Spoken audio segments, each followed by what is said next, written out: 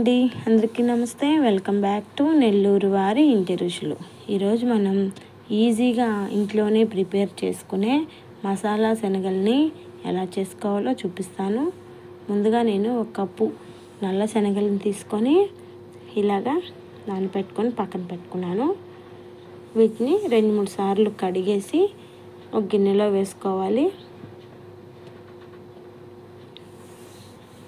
ఇందులోనే కొద్దిగా ఉప్పును వేసుకొని మనం ఉడకబెట్టుకొని పక్కన పెట్టుకుందామండి.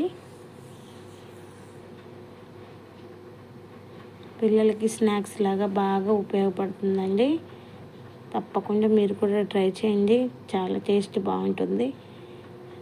ఉడకబెట్టి పక్కన పెట్టుకున్నాక వేరొక కడాయి తీసుకొని ఇందులో కొద్దిగా ఆయిల్ వేసుకొని ఆయిల్ హీట్ ఎక్కాక కొంచెం ఆవాలు, కొద్దిగా జీలకర్ర, 1 స్పూన్ మినప్పప్పు, కొద్దిగా పచ్చిశనగపప్పు,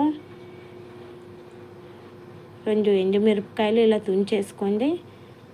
4 వెల్లుల్లి రెబ్బల్ని దంచి ఇలా వేసుకొని మనం కొంచెం ఫ్రై చేసుకోవాలి. ఇందులోనే కొద్దిగా కరివేపాకును కూడా యాడ్ చేసుకుందాం. కరివేపాకు యాడ్ చేయడం వల్ల ఫ్లేవర్ అనేది చాలా బాగుంటుంది. ఇప్పుడు మనం ఉడకబెట్టి పక్కన పెట్టుకున్నాం కదా శనగల్ని, ఆ శనగల్ని ఇందులో వేసేసుకోవడమే. ఈ శనగల్లో కొంచెం వాటర్ ఉంటుంది కదా, ఈ వాటర్ అంతా అబ్జర్వ్ అయిపోవాలి. అప్పుడు దాకా మనం ఫ్రై చేస్తూ ఉండాలి. అదండి, ఇలా నీళ్ళు మొత్తం ఇంకిపోయేలాగా ఫ్రై చేసుకుందాం.